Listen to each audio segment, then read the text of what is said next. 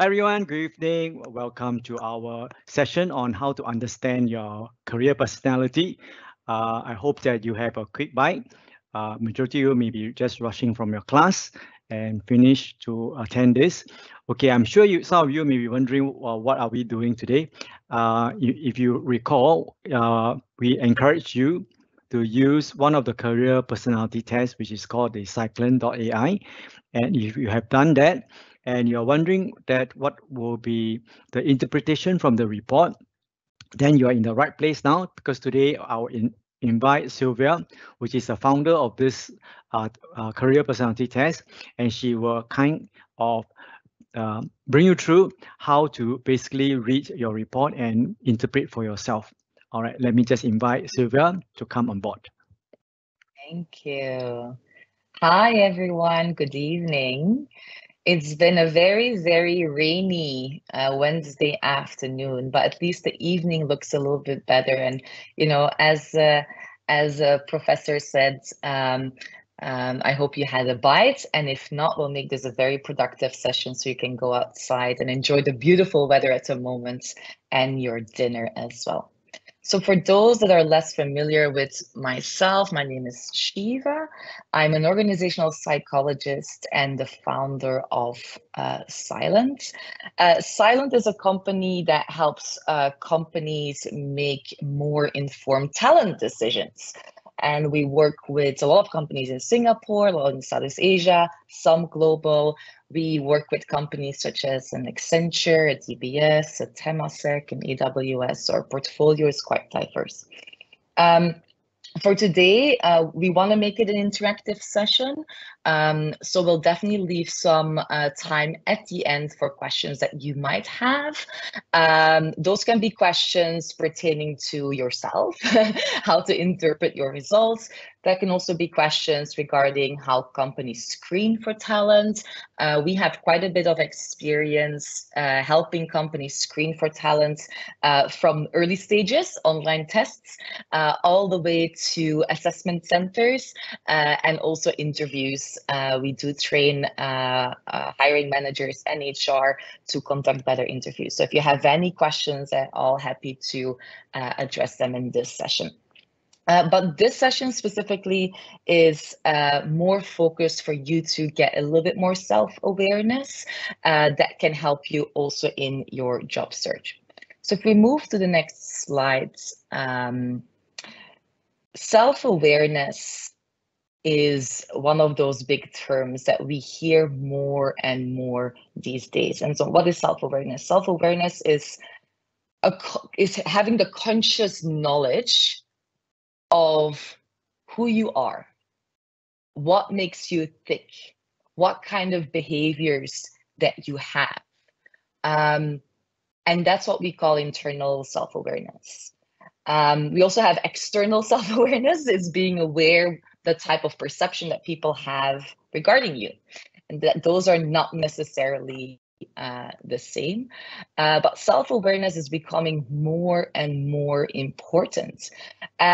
And we see that traditionally self-awareness wasn't at all discussed in Asia. And there's reasons for that go back to culture and norms that we have in Asia. And I'm the last person to stereotype Asia as one because we have a lot of diversity. But there's definitely a lot of trends culturally that speak to why we have been less focused on becoming self-aware and expressing ourselves. And one is that culturally, the needs of our community, our family, our parents have always been, and sometimes still are, more important than our own needs. And with that, the self-expression and becoming self-aware has always taken a back seat, because we want to maintain group harmony and kind of like, have someone else's interests in mind. So there's that that focus on the group. We call it being collectivists. That's really quite important in Asia. But also in the work environment, we see that there's a lot of respect for hierarchy. If I respect my boss, I will, do whatever he wants me to do without, questioning it too much in terms of, hey, is this something that I want to do because it's been requested of me?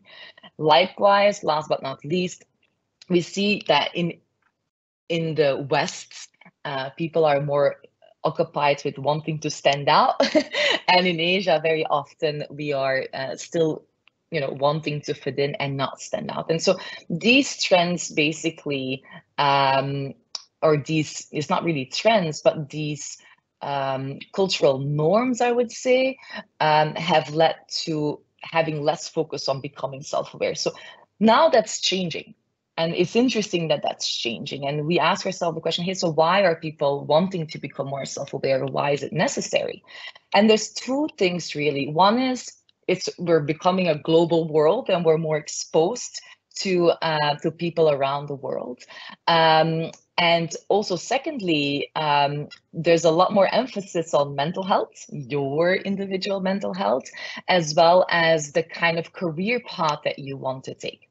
And to be able to take ownership of, in this case, learning and development, your career path and your mental health, you do need to have a certain amount of self-awareness. And that's also why we have built this partnership with NTU, is to kind of help and kind of, have these sessions for you to think about yourself and to reflect, who am I, what makes me tick, and what is important. Maybe go to the next slide. Yeah, thank you. So self-awareness is, a lot comes back to who you are. And that is fundamentally your personality. And so personality, maybe it's a bit of a side note, but what is personality, or what is a personality test? Well, first of all, a personality test is not what you can or cannot do. It's not an ability test. It's not about giving the right answer. It has nothing to do with that. There's other tests that measure your ability or what you can and cannot do. That's not personality. Personality is also not about whether you're proficient in something. How good of a planner are you? That's not what we're trying to measure. In personality, it's really about who are you and what are your natural preferences.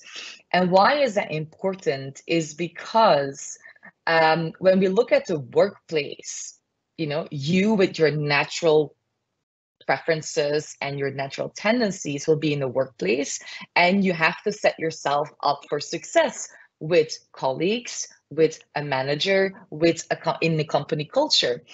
And so your personality is a big part of these dynamics that you will experience when you go into the workplace. So it's important to think about yourself and to find out, who are you? Fundamentally, what's important is when you join the workforce, it's all about creating value. And creating value is the ultimate objective of every single team in an organization, every single leader in an organization, and every single employee, right? And so traditionally, they thought that creating value meant that you have to kind of bring in money for the company.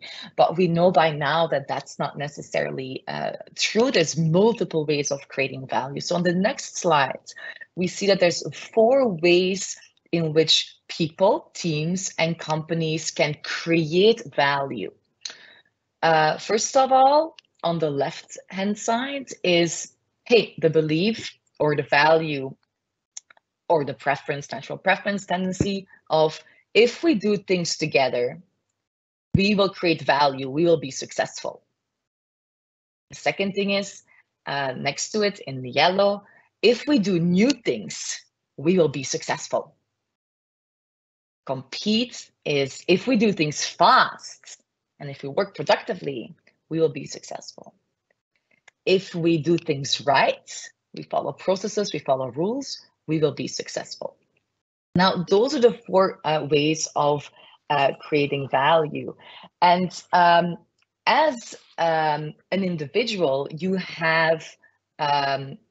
will feel that some of these ways of creating value are more natural to you than others.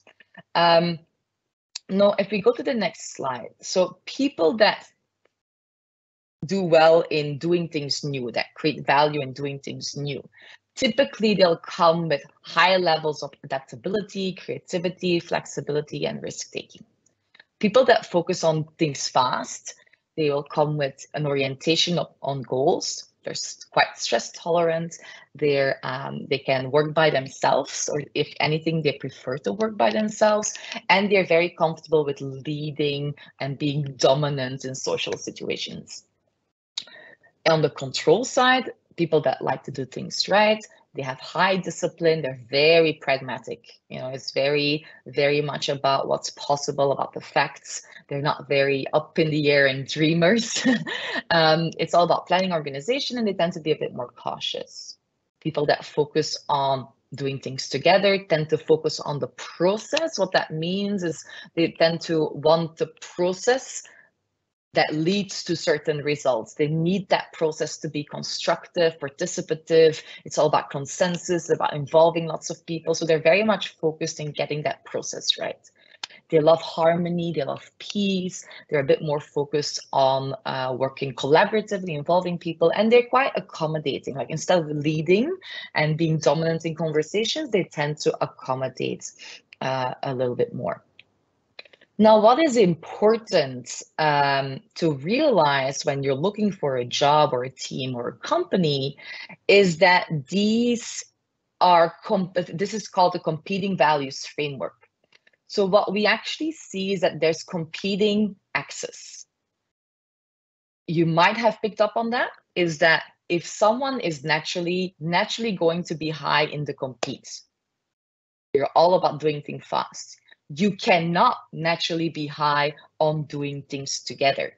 It's one or the other. You can be balanced in both, but it's very unlikely for you to actually have both of these traits. The same thing for doing things right and doing things new. It's very difficult to be at the same time someone who is a risk taker and someone who is cautious. I mean, you can be moderate there, but it's very difficult to be extreme on these axes because they are opposing, they are competing. Now, why is that important to realize? Now, first of all, it's about you and the type of environment that you will end up in. Right? So you can think about what are the characteristics of my manager, what are the characteristics of the team, what are the characteristics of my colleagues. The one thing to realize is that when you are on opposing ends, let's say I am high on the compete, and I'm actually really high on the compete, I will struggle to work with people that are super collaborative. Not to say that it's impossible, and it's always great to complement each other, but knowing that you come from different perspectives and that you see things quite opposite or you value different things while working together is quite important. If you know that, you can actually build a more constructive relationship. And the same thing for managers that have people in their team. If they know the different personalities in the team, they know how to deal with that better. Yeah, so it's very important to think about these things.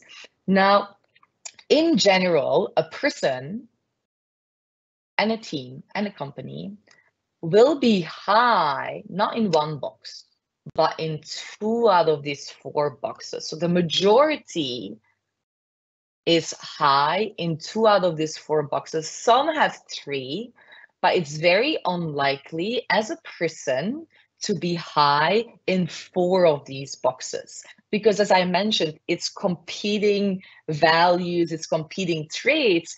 If we purely look at what comes natural to you, you will likely be in 2 or 3 of these boxes, but unlikely 4.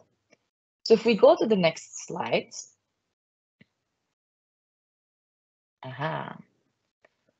Self-awareness is not easy. And one of the issues that we have in the field of personality measurement is that we still measure personality by asking the person, or by, either it's self-reporting, which is the closed questions. If you've gone to our platform, you've done the closed questions, those are the self-reporting questions. Alternatively is what we call self-authoring. That's what Chatnina does. Chatnina asks you questions and it's taking in that data to kind of look who you are. But fundamentally, it's still asking you the questions. And with that, you need a certain amount of self-awareness to be able to report up on it. And if you don't have that self-awareness, the results might not come back very specific. You might be a balancer, for example, because you've answered, in not a very specific way. You answered a bit of everything, then you'll come back as a balancer. What we've discovered, especially for those that are starting their careers, is that they find it more easy to think about themselves when they look at their weaknesses. And that's what this actually is. And this says, for example, people that are naturally a little bit more in the red, so that means the doing things together. Sometimes weaknesses of these people tend to be that they might be permissive, they might be soft-hearted, they might be called a pushover, they do not like conflict at all, they will avoid conflict, and they might be uncomfortable with time pressure. People that focus on doing things new in the yellow box is people might complain that they're very impractical, not realistic, easily distracted, they have difficulty completing tasks, and they might be jumping to conclusions because they don't necessarily go into the nitty-gritty details to figure things out. The blue box, which is people who like to do things fast, they, sometimes the comment is that they're very individualistic, they only care about themselves, they might be competitive, they might be very task-oriented, blunt, and straightforward. And last but not least, in the green box, if that would be where you sit, sometimes people might say, hey, you're too detail-oriented and therefore inflexible and maybe not spontaneous and not creative, and there's some resistance to change. Every profile comes with strengths and weaknesses. And this slide is here not to say, hey, you have to develop these, because I very much, believe in bringing your authentic self to work. And it's just another tool, another way of looking at a profile and to know where your weaknesses lie. Right? And that can help you to become more aware of which of these boxes that you are potentially in. In our platform, we have 17 profiles.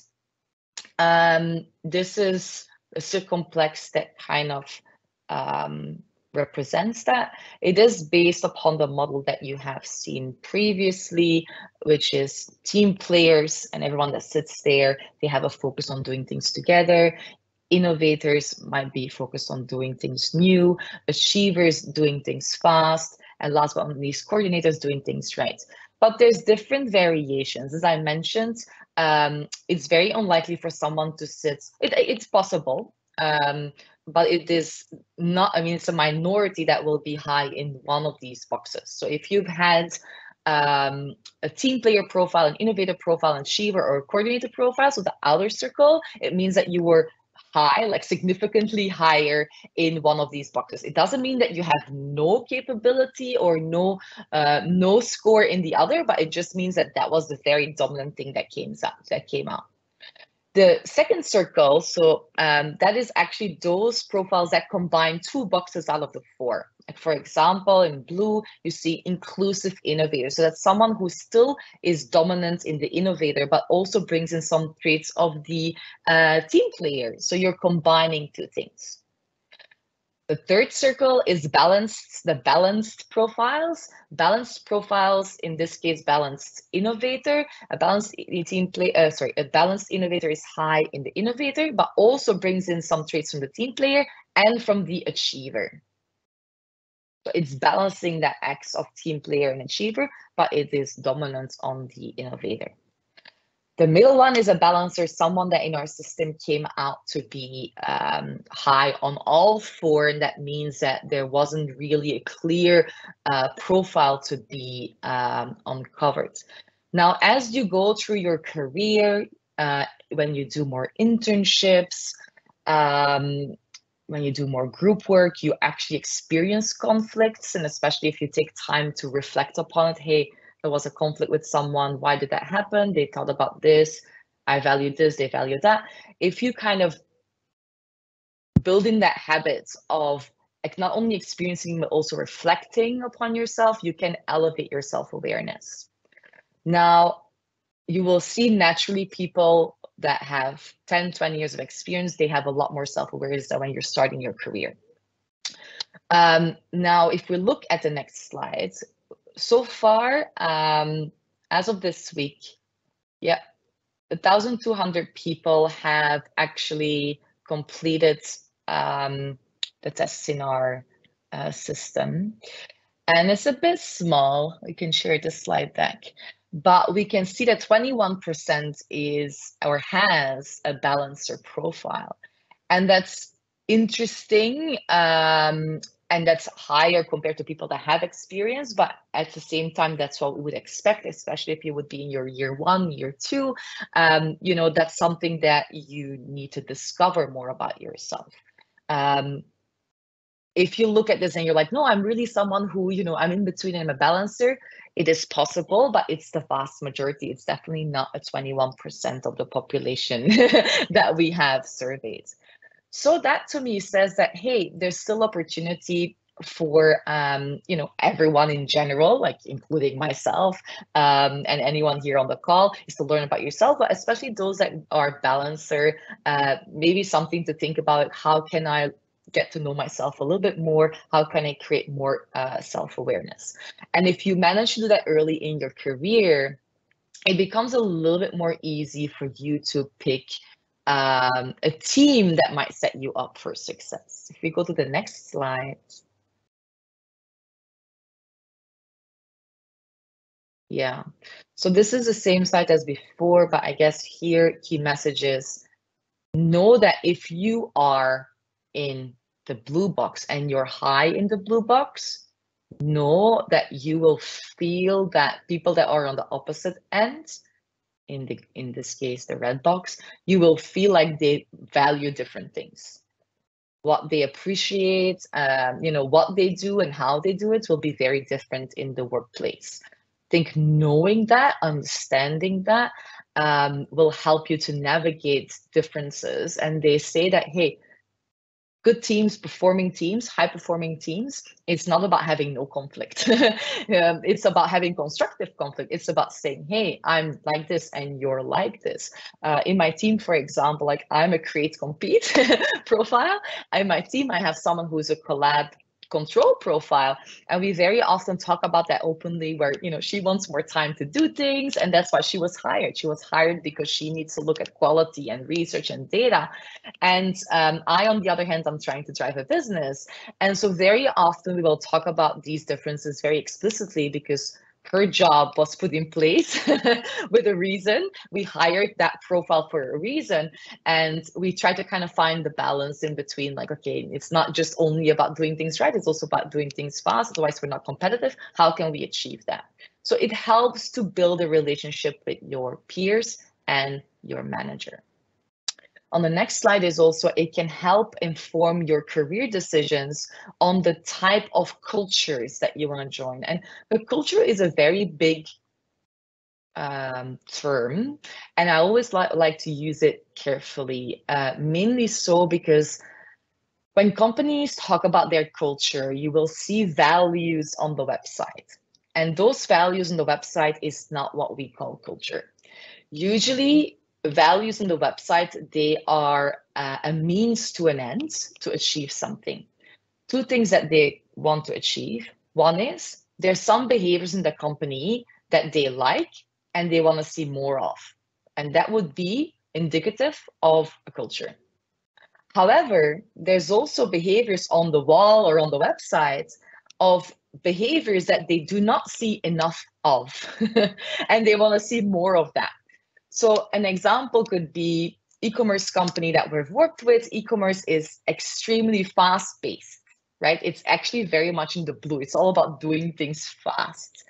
Now, what they were lacking is teamwork. So one of the values on the wall or on the website became teamwork. Now, as a new grad, when you're applying for jobs, you think, oh, teamwork, great. I love that. That's something that's important to me.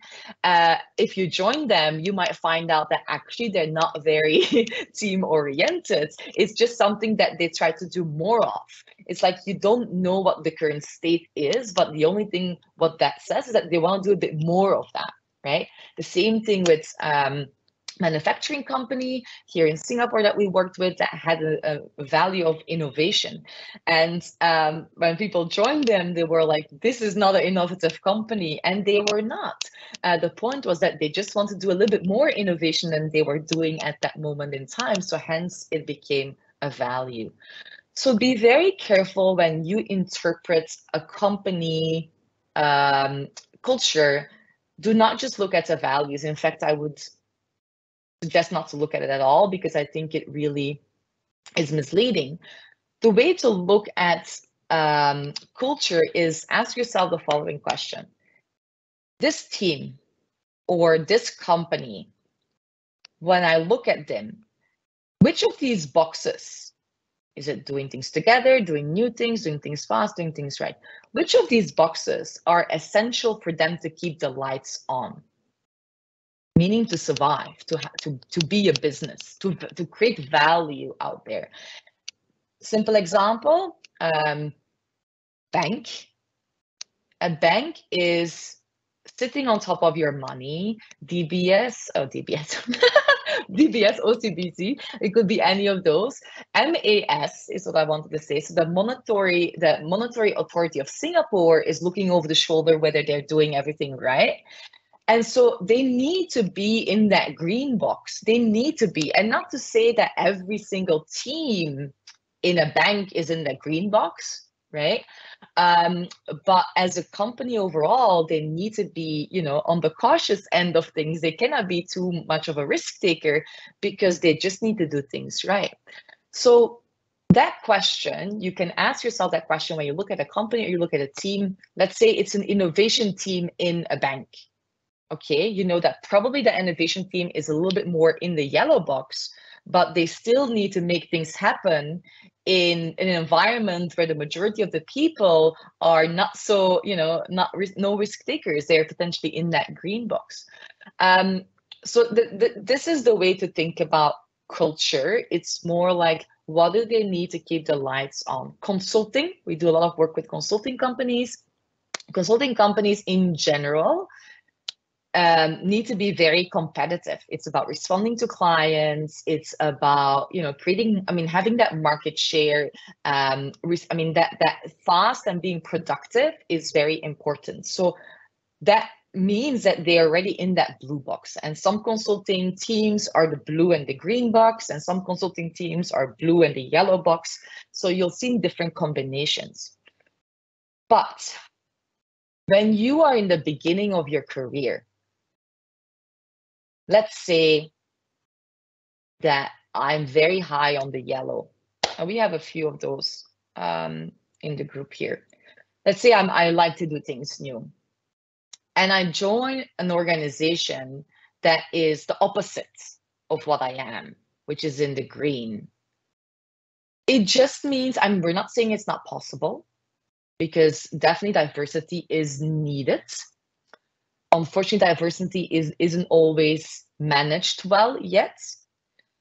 But it might mean, if it's not managed well yet, so meaning if your hiring manager is not aware that you are a different type of person, things might just be a little bit more difficult. You're trying to get into a job, you're trying to get to know what working life is all about, and how am I successful here? And if there's not an alignment in terms of your profile and how you like to create value and how they see value, it makes things a little bit more difficult. Is it impossible? Of course, it's not impossible. Do you need to do it consciously? Of course, you need to do it consciously. And so we've advised students in the past, there was one person, she was a very collaborative person, and she wanted to go in consulting because she said, look, I'm going to learn a lot of things. Brand was a thing, salary was a thing. And of course, those things are important. And I said, look, you will struggle but it doesn't mean that you can't do it for that reason, but then you go in knowing what you want to gain out of it, right? She stayed for a year. She called me up and she's like, okay, you were right.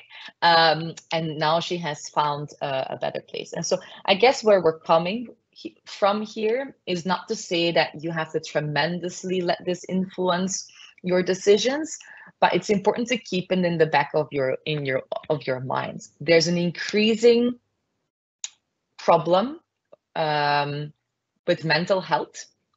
And I had a conversation about 2 months ago with someone, and it's a very typical scenario. She had a certain value creation profile, and her manager and in fact the entire organization saw value creation in a different way. And there was a misalignment, and she felt so drained. She felt so burned out. And the moment I explained that to her, she went, oh, okay, I see it now. It makes sense. And just having this framework made sense to her. So the message to you is becoming self-aware is very important. And the tool that we have is to help you do that. But at the same time, a tool is measuring what you already know.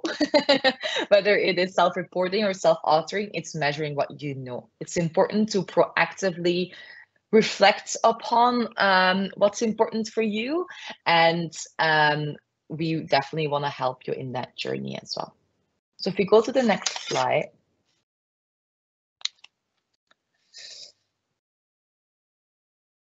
I would like to open it up for questions soon. So before I do that, a couple of things. If you haven't done the assessment yet, you can still do so, preferably by the 1st of November.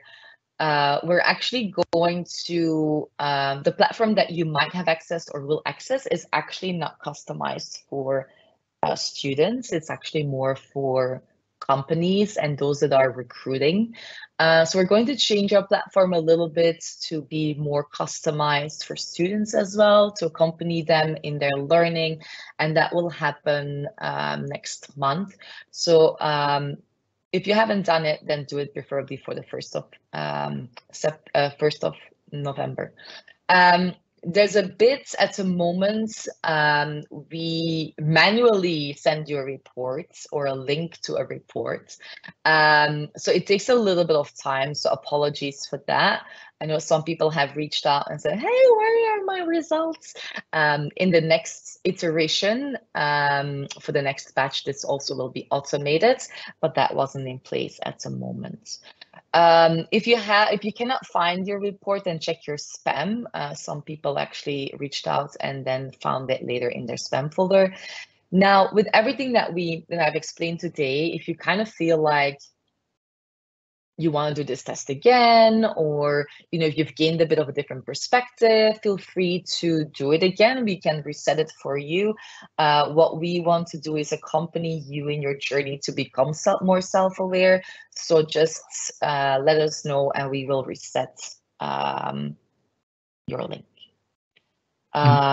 With that, any questions that are coming from the group?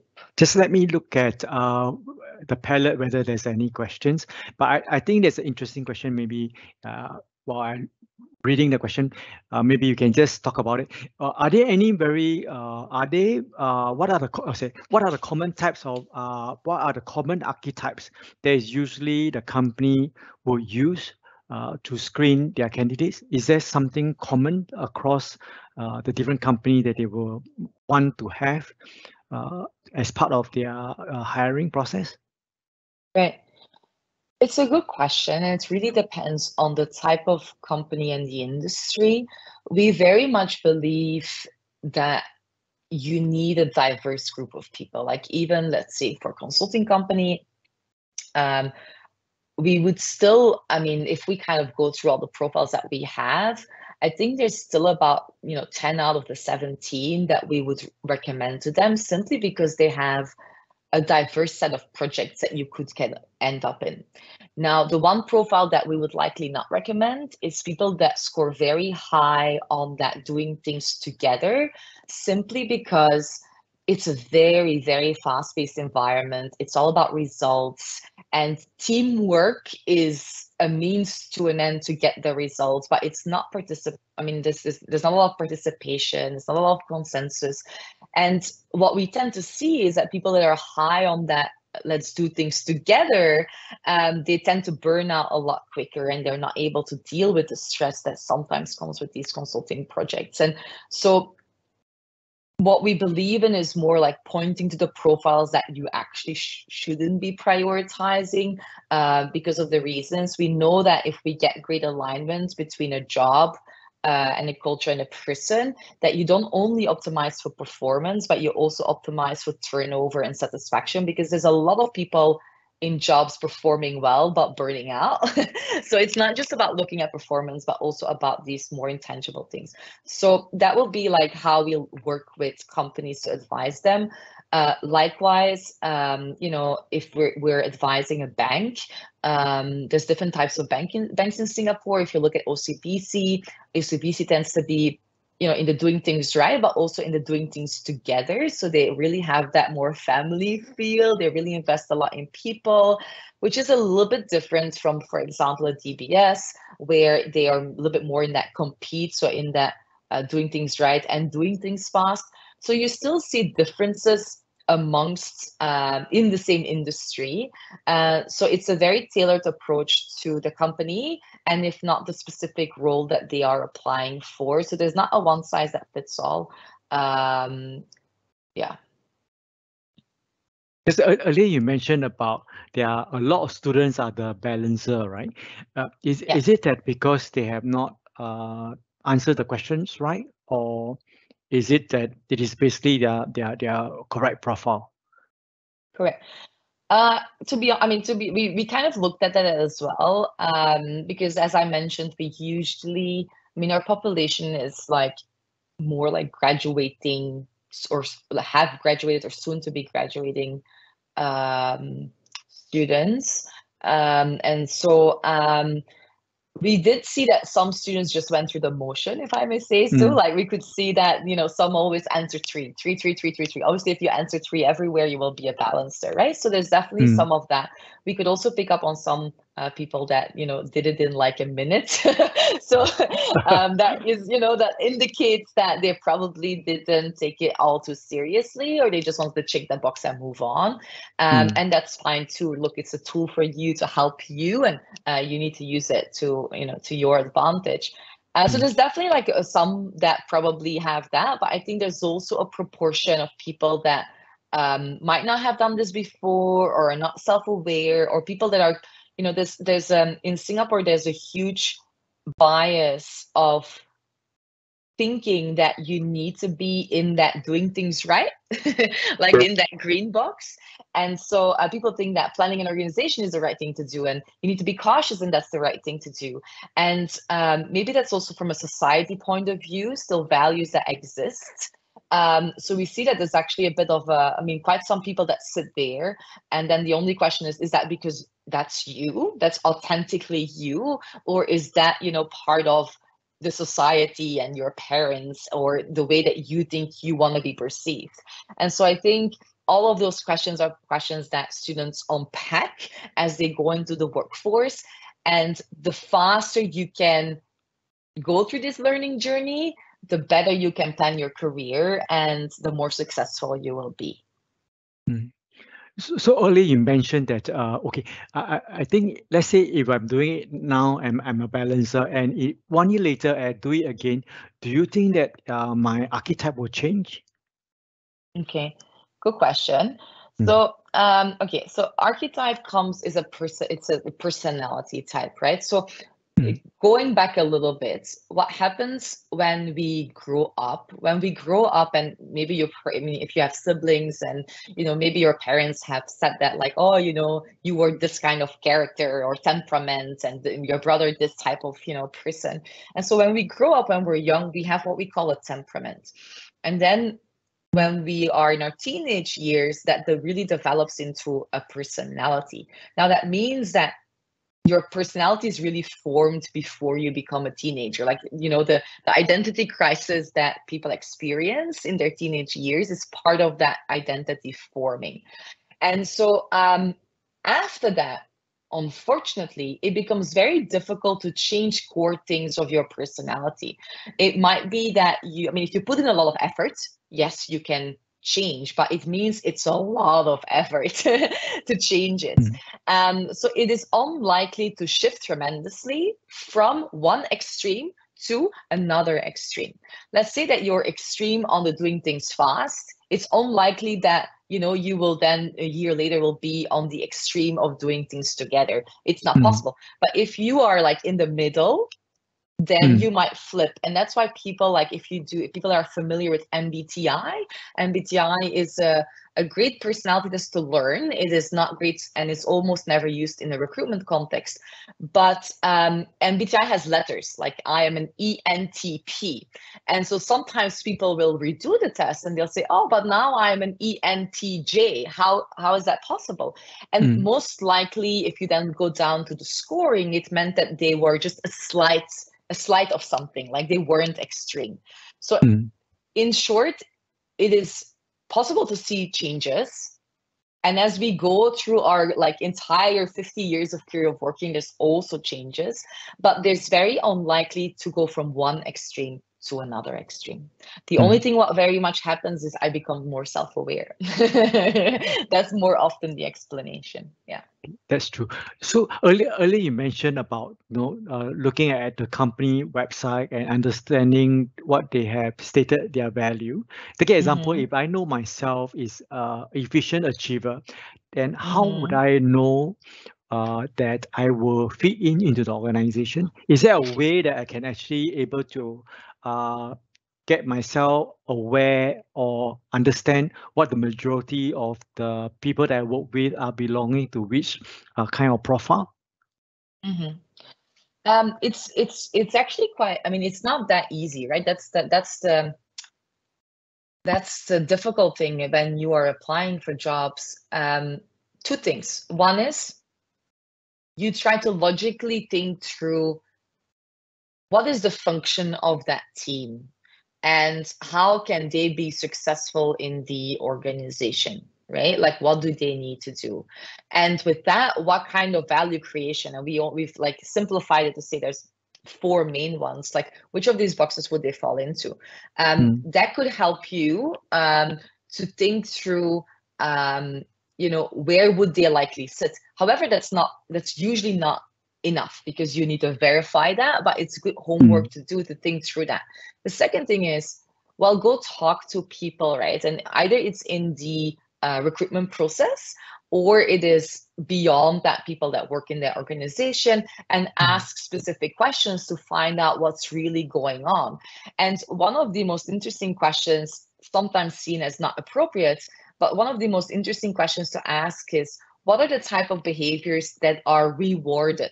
Like, what do you need to do in the organization to get your next promotion? And it's almost frowned upon because it's seen as opportunistic. But what you learn from a question like that is you learn the type of behaviors that they value. It's the way that they see value creation. Those are the people that get promoted, right? And then if you get that type of answer, you can say, am I that kind of person? Am I not that type of person? And there's been times in my career when, the answer was like, you get promoted if you manage the political landscape well in an organization. And I went, whoa, that's not me. I know I'm never going to be good at that. It's not what I enjoy doing. So then also not the organization for me to join. Yeah.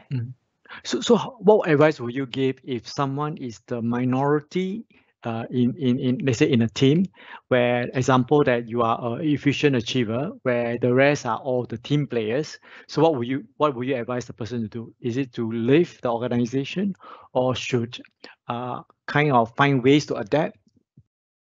Okay. I'm taking some notes of your question. Okay, so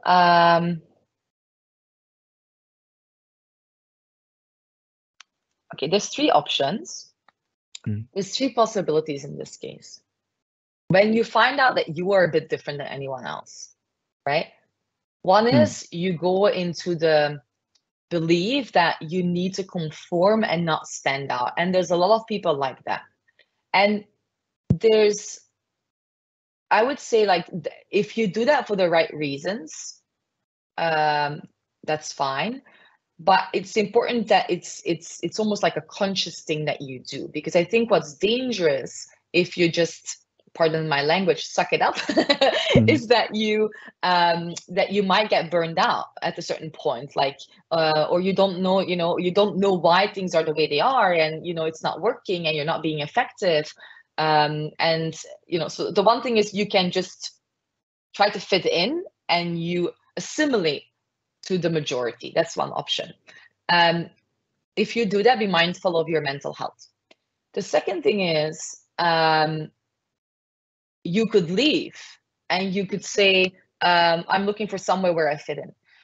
However, the one that I would advise the most is to say, hey guys, I'm actually a little bit more different, and I can bring a different lens to the team. I can contribute in different ways. Now, this requires a little bit of courage for you to say that. And most likely when you're new in your career, you won't likely say that.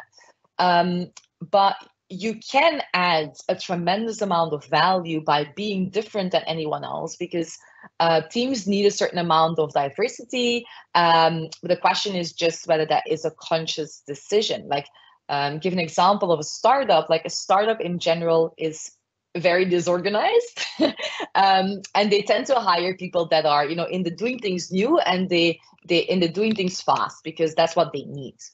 But at a certain point, you look at, oh no, we need processes, we need documentation, because if people leave, we can't keep track of things, and we need to ensure quality.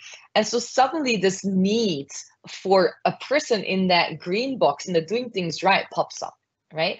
So it's a classic example of where if you would hire a person like that, they can add so much value because they fill a gap. But usually that is then done with intent.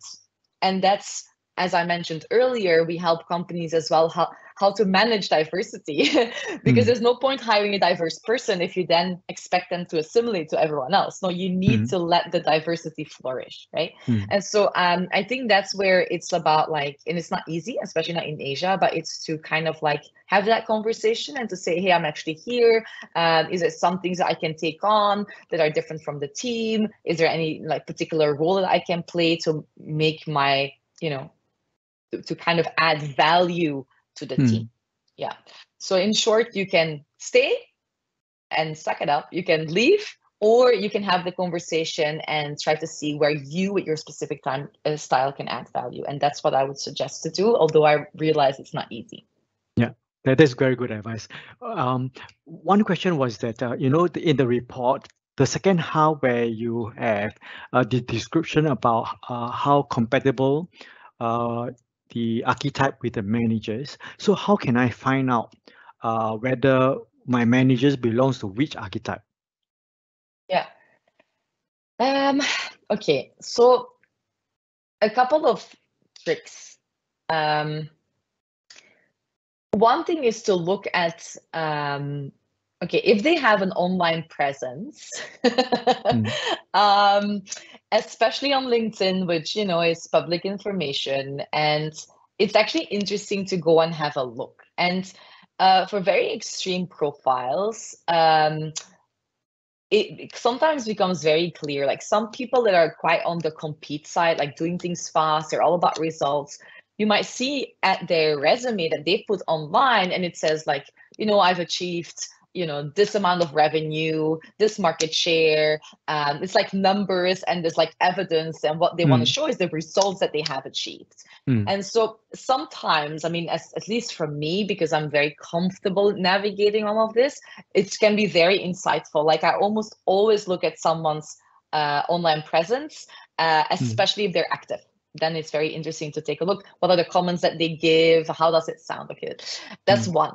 The second thing is, again, to have the conversation. And I think it goes back to questions such as, what's important for you? What are the types of profiles that you see that you can promote in this type of role?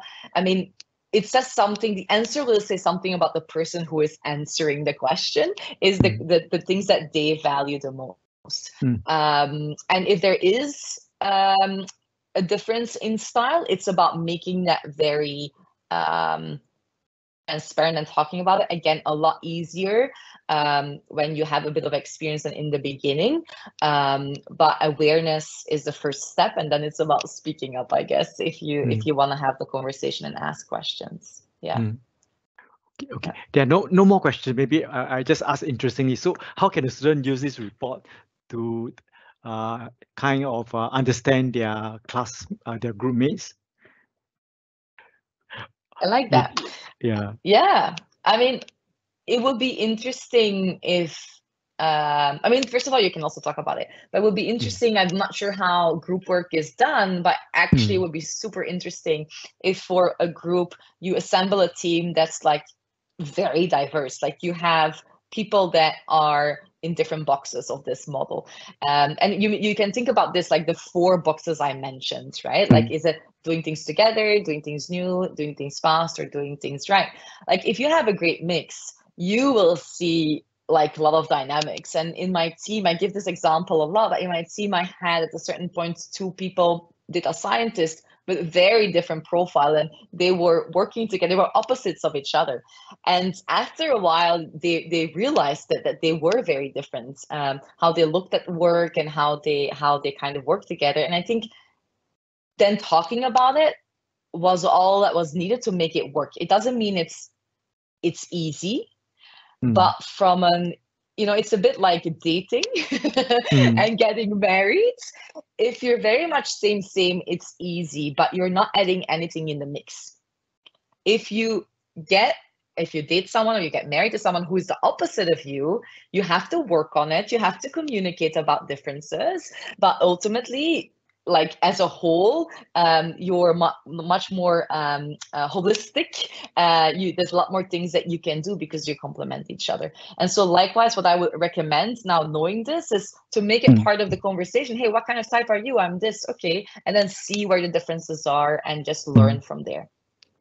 Because it's very common that the students are grouped without they choosing their group mates, so they are basically being assigned. So one way is to borrow your 4 boxes and try to classify each group member which box they belongs to. Is that a good start to understand the group members? Yeah. And I mean, in the slides, you will see it's never black and white. Some are in 2 boxes, some are in 3 boxes, some might have 4 boxes. So it's a good starting point to just talk about it and to see whether it changes, like whether you uncover more about yourself while working with other people. Because I think what you can learn a lot from is things that you really don't like about another person. Things that put you off, things that frustrate you. There's actually sometimes your own frustrations versus someone says more about you than it says about the other person, right? And so I think that's important to keep in mind, that sometimes when you do feel like there's a difference or there's this conflict, that, what does it say about me? Why am I feeling the way I'm feeling? It might give you some insights on your profile as well. And mind you, conflicts like this are not bad. I'm not talking about battling and fighting. I'm talking about just feeling like you do things differently, you handle things differently, and finding out the reasons why. Okay. I'm always interested to know is that, now I have this report as a student, right? How can I use it to my advantage when I go for a job interview? So how can I fish out information that I can kind of showcase myself during a job interview? Yeah. It's an interesting question. And it's one of the things that, to be very honest, I also get a little bit frustrated with thinking about that. And I give you an example. Like one of the things that you can do is you can communicate about yourself a bit more in your resume. Every single resume from business school, we worked with the business school on this, and every single resume looked exactly the same. There was nothing about the person in it, right? So on the one hand, there are still companies, smaller companies, that look at a resume and will spend time on it. On the other hand, a resume is a very tricky tool, because if you apply for a volume job, if you apply for a job in consulting, there might be 10,000 other people that are applying for the job. No one's actually going to look at your resume in detail, right? And so again, so I mean, that's something that you can do about this. primarily effective. So updating your resume and communicating about yourself in your resume is primarily effective in smaller companies. Then I think it's definitely a tool. I think companies value self-awareness. If you go to an assessment, if you go into interviews, and you being able to communicate accurately about how you work is extremely valuable. It only adds to credibility and you being a valuable resource. One of the things that we will also launch in the next year is a job butler, because I guess what we find is that it is very difficult for students to kind of like jump out and say, hey, I'm here, So, I mean, what we want to do is be that matchmaking person. And so we do work with a lot of companies. We help them for recruitment. And I guess what we've discovered now working with NTU as well is like, hey, why not build a bridge, right? So one of the things that we will put in place next year as well is what we call a job butler, is whether it's in your WhatsApp, your Telegram, or in your email, you get a message from us and it says, hey, there's a job here. You come out like as a high match. Would you want to apply? So I think more and more of these solutions are necessary, where people don't have to go and find their own way, but it's a bit there's tools that help you to do that. And so that's also something that we want to contribute to. Okay. So there are no more new questions, so probably we'll close for tonight, and so everybody can just enjoy the rest of the evening. And sounds good. Yeah, and of course, of course, if any student who have any more new questions, you can go ahead to post it on the Padlet, and I can send that to Sylvia for an answer. All right. Yeah, sounds good. And feel free to reach out to us. I mean, follow us on LinkedIn. We post quite a bit of content, webinars. We do mini content for learning, and we will do a lot more for students as we go, because it's a population that wants to definitely build their self-awareness and wants to get access to jobs, just like companies have jobs. And so go to LinkedIn, follow us. It's also the best channel if you just want to reach out to us and ask a question. And if you want to do your test again, just let us know. We can reset it. And if you have any questions, you know where to find us. Yeah. Okay. Thank you very much, Sylvia, for spending the time with us. Goodbye, everybody, and have a good evening. Thank you. Good evening. Bye. Bye-bye.